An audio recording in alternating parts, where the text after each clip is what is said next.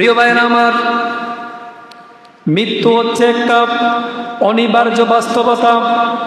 আল্লাহ রাব্বুল আলামিন পৃথিবীতে যত মানুষকে হায়াত দিয়েছেন, সূরা আম্বিয়ার 35 নং আয়াতে আল্লাহ রাব্বুল আলামিন বলছেন, কুল্লু নাফসিন যায়িকাতুল মাউত। আমি আল্লাহ রাব্বুল আলামিন যাকে প্রাণ দিয়েছি, যাকে আমি হায়াত দিয়েছি, যখন একটা নির্দিষ্ট সময় তার চলে আসবে, যখন আজল চলে আসবে, তার নির্ধারিত সময় চলে আসবে, যাকে প্রাণ দিয়েছি তখন আমি তার দেহ থেকে তার প্রাণটা অটোমেটিকলি বের করে নেব। সুবহানাল্লাহ বলেন। আপনি মৃত্যুকে বিশ্বাস করেন আর না করেন, আপনি মৃত্যুর জন্য প্রস্তুতি গ্রহণ করেন কিংবা না করেন, যারা হচ্ছে প্রাণী, অর্থাৎ যার দেহে প্রাণ রয়েছে, যার দেহে রূহ রয়েছে, ওই রূহওয়ালা প্রাণওয়ালা ওই দেহ থেকে নিজের অজান্তেই যখন সময় চলে আসবে, তার দেহ থেকে প্রাণ বের করে নেবেন কে? আল্লাহ রাব্বুল আলামিন বের করে নেবেন।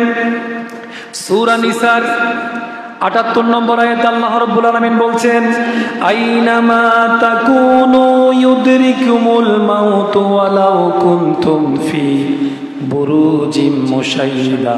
সুবহানাল্লাহ। কান্না।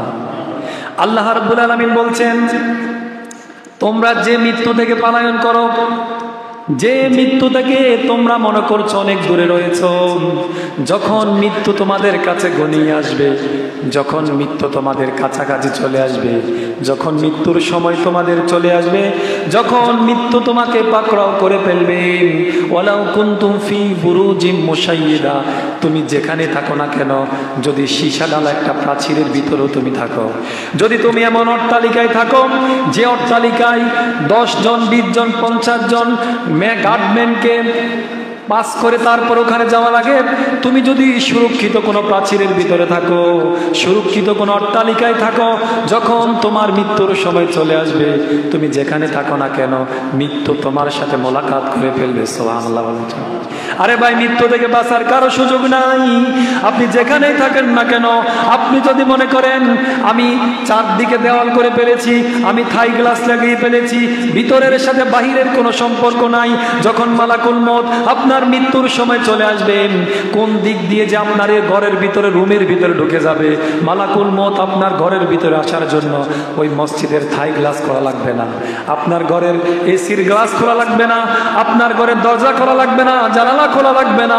যখন আপনার মৃত্যুর সময় চলে আসবে, মালাকুল মউত অটোমেটিকলি আপনার সাথে দেখা করবে কি করবে না? আরে কথা কন না কেন? মৃত্যু কি কারোর সাথে দেখা করবে কি করবে না? অবশ্যই করবে। আপনি যেখানে থাকেন না কেন, মৃত্যু থেকে পলায়ন করার কোনো সুযোগ। প্রিয় ভাইরা আমার, মৃত্যুর ফেরেশতা যারা রয়েছে, আল্লাহ রাব্বুল আলামিন বলছেন, হাত্তা ইদা আহাদাকুমুল মাউত, যখন মৃত্যুর সময় ঘনিয়ে আসে, যখন আপনার মৃত্যুর সময় চলে আসবে, তাওয়াফাতুহু রাসূলুনা, তখন আল্লাহ রাব্বুল আলামিন আসমান থেকে ফেরেশতা পাঠায় আপনার জান কবজ করার জন্য।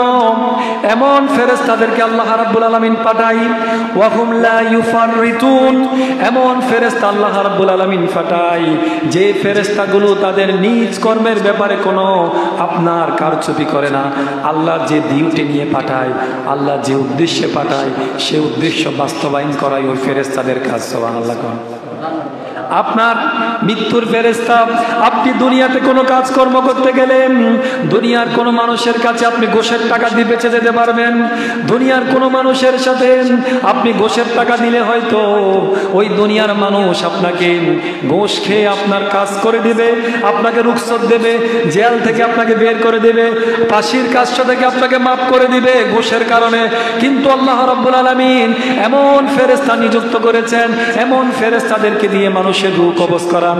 আল্লাহ বলছেন ওই ফেরেশতারা এমন, লা ইউফাররিতুন, তারা কখনো তাদের নিজ কাজে বিরোধিতা করে না, নিজ কাজ থেকে তারা কখনো অনিষ্ট করে না, নিজ কাজের ব্যাপারে তারা এত অটল।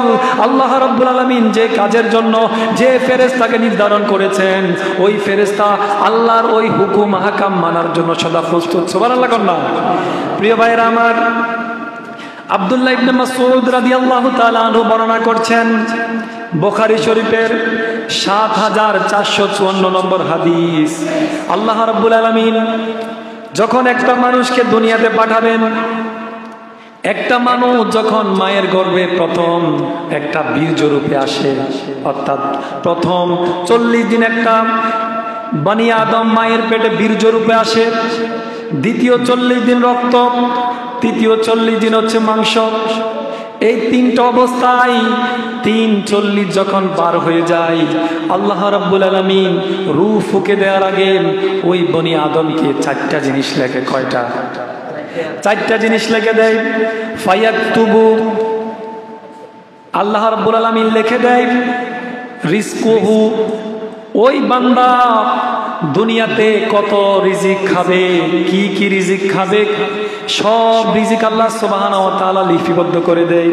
2 নম্বরে ও আজালাহু, ওই বান্দা দুনিয়াতে কতদিন বাঁচবে এই বিষয়টা হায়াত আল্লাহ রাব্বুল আলামিন মায়ের পেটে থাকা অবস্থায় লিখে দেয়। ও আমালাহু, ওই বান্দা দুনিয়াতে এসে কি কি কার্যক্রম করবে ওইগুলো আল্লাহ রাব্বুল আলামিন লিখে দেয়। আর 4 নম্বরে ও শাকিউন আম সাঈদ, ওই বান্দা দুনিয়াতে আসার পরে তার ভাগ্য সম্পর্কে ভালো এবং মন্দ ভাগ্যগুলো লিখে দেয়। 4টা বিষয় লেখার পরে সুম্মা ইউনফাকু ফীহি রূহ, তারপরে আল্লাহ রাব্বুল আলামিন 4টা জিনিস ওই বান্দার লিখে দেওয়ার পরে তারপরে তার শরীরের ভিতর রূহটা ঢুকায় দেয়। সুবহানাল্লাহ। তার মানে আপনার রূহটাকে আপনার শরীরে ঢুকাই দেওয়ার আগেই আল্লাহ সুবহানাহু ওয়া তাআলা 4টা জিনিস লিখে দেয়। 1 নাম্বার হচ্ছে আপনি দুনিয়াতে এসে কত রিজিক খাবেন, 2 নাম্বার হচ্ছে আপনি দুনিয়াতে এসে কতদিন বাঁচবেন, 3 নাম্বার হচ্ছে আপনি দুনিয়াতে এসে কি কি কার্যক্রম করবেন, আর 4 নাম্বার হচ্ছে আপনাকে আল্লাহ রাব্বুল আলামিন আপনার ভাগ্যে কি কি লিখে রেখেছে সবকিছু আপনার রূহ আপনার শরীরে ঢুকাই দেওয়ার আগেই এই 4টা বিষয় লিপিবদ্ধ করেছে। সুবহানাল্লাহ না? তাহলে আপনার শরীরে রূহ আসার আগেই তো আপনি কয়দিন বাঁচবেন সেটা লেখা হয়ে গেছে।